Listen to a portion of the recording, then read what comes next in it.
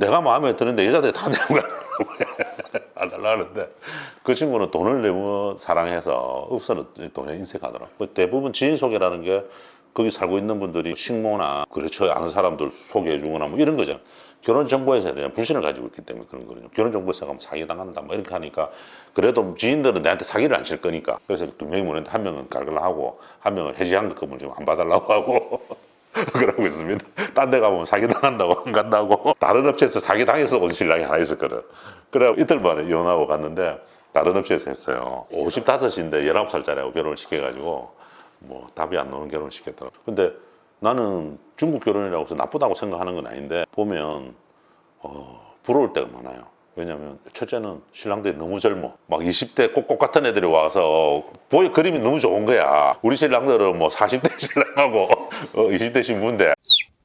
베트남도 그렇고 라오스도 그렇고 이제 지인 소개 있잖아요. 그 지인 소개 받을 때 조심해야 될 게 있을까요? 지인 소개가 뭐 나쁘다 좋다 이런 것보다는 이런 거죠. 예를 들어서 신랑이 나이가 40살이다. 그럼 40살에 맞는 신부들이 한두 명이 있으면 신랑 입장에서는 한두 명의 신부를 보고 가야 되는 상황이 벌어지는 거잖아요. 근데 신부를 볼 수 있는 폭이 넓으면 내하고 맞는 사람 또 내하고 내 환경이나 조건 이런 것들을 다 비교해 볼 수가 있는데 신부가 몇 안 되면 비교하기가 힘들잖아요. 대부분 지인 소개라는 게 거기 살고 있는 분들이 식모나 그렇죠 아는 사람들 소개해 주거나 뭐 이런 거잖아요. 그런 사람이 신부가 많은 게 아니잖아요.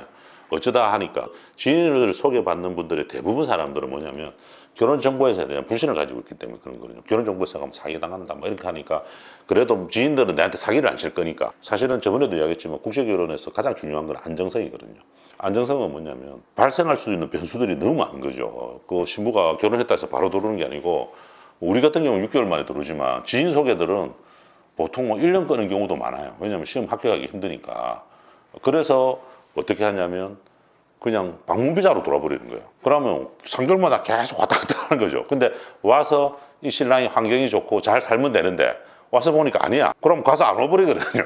끝나는 거라 그 자리. 그러면 지인 소개한 사람은 야 누가 결혼해서 한국까지 가서 살다가 깨진 건데 이렇게 돼버리니까 누가 책임질 사람도 없는 거고 돈은 돈대로 날리고 하는 건데 뭐 꼭 나쁜 건 아닙니다. 그렇게 해서 또 잘 사는 사람도 있긴 있어요. 그거는 이제 어떤 사람이 어떤 신부를 소개하냐에 따라서 틀려지는 거니까 그거는 뭐 꼭 좋다 나쁘다 말할 수는 없죠. 한국어 시험이 올해부터 바뀐 거잖아요. 그렇죠. 올해 이제 공지가 4월 23일 날 공지가 떴거든요. 그래서 뭐 6월, 8월, 10월, 12월 이렇게 4번 이렇게 치더라고요. 그럼 이제 앞으로 만약에 떨어지면 2달씩 연장이네요. 아니죠. 떨어졌는데 50점 이상이 되면 그 다음에 시험을 응시할 수 있어요. 근데 50점 이하가 되면 6개월 후에 응시가 될 수 있어요. 원래 국제결혼 결혼 심사가 떨어지면 6개월 후에 점수가 갑니다. 그럼 점수가 50점이 안 되면 6개월 이후에 와야 돼요? 예. 공부 더 하고 와라 이거죠. 50점은 10점만 더 받으면 되니까 조금만 더 노력하면 된다고 판단하는 거죠. 우리 같은 전문 결혼업자들도 그 신부들을 공부시켜서 합격시키기가 어려운데 그 지인 소개한 사람들은 뭐 어떻게 하겠어요? 그 사람들이 뭐 학원이 있겠어요? 학원을 뭐 어떻게 하겠어요? 스스로 해야 되니까 스스로하는 게 얼마나 힘들어요. 학원에 보내서 공부를 해라 해도 이 신부들이 뭐 아파서 안 가고 뭐 해서 안 가고 뭐 몇 분 빠지면 이제 따라가지도 못하니까 이제 포기해버리는 거거든요. 그래서 싸우고 공부 안 한다고 한국의 신랑들은 뭐라 하고 이제 한 가지 방법이 있어요. 신랑이 라오스 말을 배우고 하면 돼요. 그렇죠. 아니면 그냥 라오스에서 사시는 방법. 그렇죠. 그거는 극히 드문 일이지 사실은. 네, 힘들죠. 신랑분들이 잘못됐을 때도 고민 많이 하지만 어쨌든 결혼 이후에 이제 처갓집에 돈 보내는 거 이런 부분에 대해서도 좀 민감해 하잖아요. 예, 사실은 많이 민감해하는 이유가 우리 신랑이 뭐 월급 300만 원, 뭐 350만 원 이렇게 벌어도 실제로 우리가 그걸 생활비로 다 쓰는 게 아니잖아요. 뭐 집 사는데 뭐 보금도 내야 되고 은행 이자도 내야 되고 핸드폰 값도 줘야 되고 뭐 차 보험료도 내고 그거 다 나오고 나면 실제로 쓸 수 있는 건 얼마 안 되거든요. 뭐 실제로 쓸 수 있는 건 150만 원인데 내가 한 달에 200불씩 처갓집에 30만 원씩 보내주면 내가 가지고 있는 그게 크단 말이죠 사실은. 근데 이제 신부 입장에서 보면 아니 돈을 300만 원 벌면서 우리 집에 돈 30만 원도 안 보내줘 이렇게 생각할 수도 있는 거죠. 근데 그 부분에 대해서 이제 좀 많이 설명을 잘 해주고 이해를 해줘야 되는데 뭐 어떤 신랑들은 그걸 이해를 하고 막 나는 도와준다 하는 신랑도 있고 어떤 신랑은 그렇게 있으면 나는 힘들다고 대놓고 이야기하는 신랑들도 있어. 그거는 이제 신랑들마다 가시관이 틀린데 제가 봤을 때는 안 도와주는 것도 문제고 다 도와주는 것도 문제라고 보는 거죠. 그래서 우리 회사는 그냥 방침이 그냥 1년에 3번 정도 도와줘라 그냥 어머니 생일 때 생일 해라고 보내주고 아버지 생일 때 보내주고 그 다음에 설날 때 보내주고 딱 요 3번만 도와주라 한번 보낼 때 한 500불씩 도와주라 하면 1,500불이잖아요. 1,500불이면 200만이란 말이죠. 그럼 한 달에 20만 원도 안 되잖아. 18만이잖아요. 그 정도는 괜찮은 거예요. 그러면 내가 신랑들한테도 그렇게 얘기하죠. 네가 한국 여자하고 많이 결혼했을 때 처갓집에 전환 결혼한다고 하고 장모 생일, 장일 생일 뭐 가기만 갑니까? 가서 또 돈도 줘야 되잖아.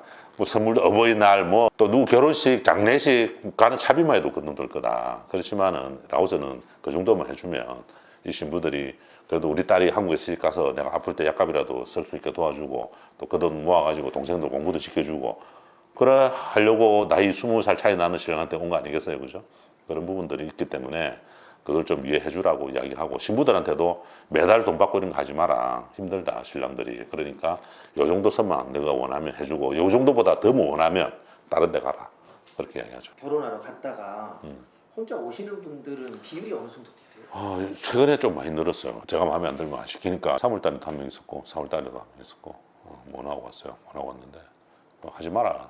그 정도만 아닌데 뭐 하지 마라. 뭐 엄마가 피부 하얀 여자 데리고 오랬다. 한국 여자하고 닮은 여자 데리고 오랬다. 뭐 엄마 핑계를 대면서 막 그 얘기를 하더라고. 그래 네가 그런 걸 원하는 거지 뭐 엄마가 꼭 그런 건 아닌데 그런 이야기를 은연중에 막 했는데 엄마가 자기한테 결혼하지 마 혼자 살아야 했다는 거야. 왜 그랬지? 이렇게 생각해보니까 겪어보니까 알겠더라고. 네 혼자 살아야 되겠다.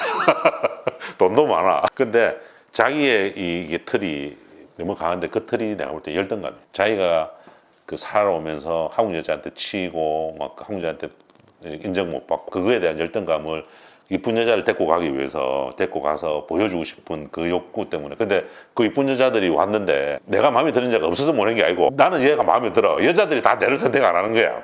그래서 결국에 못 했거든. 못 하고 왔는데 지금도 내가 이제 해지 환급금을 돌려주려고 하니까 안 받는다는 거야. 또 온다는 거야. 와도 안 돼. 그래도 온다고 기다리고 있어. 그런 분들이 앞으로 늘어나겠어요. 왜냐면 앞으로 이제 소득이 높으신 분들 같은 경우에는 본인의 확고한 의지가 있어요. 그렇죠. 4월 달에 온 신랑도 영천에서 소 120마리 키우는 신랑인데 옥수 열심히 살아. 소 키우다가 소 밥 주고 택배하고 뭐 이런 신랑인데 5일 동안 맛을 봤어요. 내가 마음에 드는데 여자들이 다 내고 안 달라는데 그 친구는 돈을 너무 사랑해서 옥수는 돈에 인색하더라고. 우리 매니저가 시골에서 부모님 들어오면 차비라도 좀 주라니까 그 차비를 왜 내가 줘야 되냐고 뭐 이렇게 따지는 신랑이었는데 그래서 제가 돈도 돌려줬어요. 오지 마라고. 또 돌려줬는데 끝까지 또 온다고 해서 또 왔는데 아니야 다를까 이제 마음에 드는 신부가 5명 왔어. 그 다 잡은 거야 자기가. 내가 해주는 신부가 있었거든요. 18살짜리 몽족 신부인데 시골 하신데 참한 신부를 이런 애를 해라. 네 소똥 치우면 같이 소똥 치워주고 네가 소똥 치우고 있으면 옆에서 국수라도 삶아줄 수 있는 이런 여자고 해야지 왜 자꾸 너는 노랑머리 하고 하려고 하냐. 근데 이제 못 깨달았는데 이제 깨지고 결혼을 못 하고 한국에 왔어요. 왔는데 내가 그 신부 그 페이스북을 줬어요. 한번 해봐라고 채팅을. 그 채팅을 해보니 너무 편한 거야. 답도 바로 오고 화상 채팅도 2명이나 했거든. 그 친구가 이쁜 여자들 해주니까 답이 안 와. 보내면 그랬는데 이 신부는 문자 보내면 바로바로 답도 오니까 자기가 너무 편한 거야. 벌써 날짜까지 다 잡았더라고. 제가 다시 간다고. 그래서 내가 이제 연락 와서 이제 일정을 물어보길래 언제 가면 된다고 이제 이야기 다 했는데 결국에는 내 눈이 맞는 거지. 니한테 맞는 거는 이 신부야. 이렇게 해도 그 당시에는 그 감정을 못 이겨내는 거야 자기가. 한국에 가서 그 감정이 다 사라진 상태에서 해보니까 내 말이 맞는 거죠. 그래서 2명이 보냈는데 1명은 깔깔하고 1명은 해지환급금을 지금 안 봐달라고 하고 그러고 있습니다. 딴 데 가보면 사기당한다고 안 간다고. 왜냐면 그 신랑이 갔을 때 다른 업체에서 사기당해서 온 신랑이 하나 있었거든. 그래갖고 또 같은 도시에 사는 형 동생인가 같은 동네 사람인 거야. 그 업체에서 당한 걸 막 이야기해 주니까 딴 데서 급이라서 못 가. 그 신랑이 신부가 한국에 들어오고 이틀 만에 이혼했거든. 이틀이요? 이틀 만에 이혼하고 갔는데 다른 업체에서 했어요. 내한테 다시 와서 다시 결혼했는데 마침 같은 동네 동생이 원하니까 설명을 잘해준 거지. 자기가 어떻게 당했다고. 그러니까 딴 데는 못 가는 거야. 55인데 19살짜리하고 결혼을 시켜가지고 뭐 답이 안 나오는 결혼을 시켰더라고. 그럼 이렇게 짧게 들어왔다가 이혼하는 경우들이 꽤 있나요? 보통은 아우스 신부들은 오래 할 겁니다. 보통 한 달 안에 끝납니다. 안 될 커플들은. 근데 그 커플은 처음부터 안 될 조짐이었는데 이제 업체에서 밀어붙인 거죠. 억지로 보낸 거죠. 근데 부지금 자체가 안 될 거는 빨리 끝난다라고 하긴 하더라고요. 근데 그걸 미련을 가지면 안 돼요. 빨리빨리 끝내고 차라리 다시 하는 게 더 빨라요. 우리는 현지에서 한국 가서 깨질 걸 여기서 먼저 깨버리니까 그러면 이혼도 안 해도 되고 하지만 한국 가쁘면 이혼 소송해야 되고 뭐 얼마나 복잡해요. 힘들죠. 그래서 업체 선정이 중요하겠어요. 어쨌든 그 신랑 입장에서는 그 선별을 잘 못하더라고. 선별을 못할 수밖에 없죠. 왜냐하면 모르잖아요. 아니에요. 그게 아니고 신랑이 원하는 걸 주는 업체들이 있어요. 신랑이 뭘 원하겠어요? 그거 그렇죠. 그거 주는 데 가면 그냥 쉽게 말하면 이제 미끼인 거지. 그 법률선이 말하는 쥐약인 거지. 한국 남자들이 한국 여자분들하고 결혼을 못해서 라오스 가는 거잖아요. 근데 라오스에 가면 또 이제 중국 남자분들이 그렇게 많은가요? 그렇죠. 지금 라오스는 이제 중국화돼 가고 있거든요. 라오스에 지금 원래 차이나타운이 있어요. 공항 옆에. 거기인데 지금 새로 그 라오스 그 중심가에 호수를 해갖고 거의 30만 정도의 신도시를 지금 만들고 있거든요. 아파트가 계속 들어서고 있어요. 들어서고 아파트 가격이 한 5억 정도 한다더라고. 그리고 그 안에 호텔도 들어서고 지금 해서 초에 듣기로는 중국 운남성 쪽에서 라오스로 임주를 하면 3천만 원인가 이주 비용을 정부에서 준다더라고. 중국 정부에서. 지금 중국 식당들도 엄청 많이 늘어나고 이제 중국 사람들이 기차 생겼잖아요. 고속열차 생기니까 엄청 많이 와요. 많이 와서. 그러다 보니까 결혼도 옛날에 중국 결혼 어려웠거든요. 중국 결혼하면 뭐 경찰이 단속하고 그랬는데 요즘 단속 못해. 너무 많이 하고 중국이 힘이 세니까 드러내놓고 막 해요. 이제는 중국 애들 시집 많이 가요. 근데 나는 중국 결혼이라고 해서 나쁘다고 생각하는 건 아닌데 보면 부러울 때가 많아요. 왜냐면 첫째는 신랑들이 너무 젊어. 막 20대 꼭꼭 같은 애들이 와서 그림이 너무 좋은 거야. 우리 신랑들은 뭐 40대 신랑하고 20대 신부인데 거기는 뭐 2살, 3살밖에 차이가 안 나니까 너무 그림이 좋잖아요. 부럽더라고요. 그런 부분들이.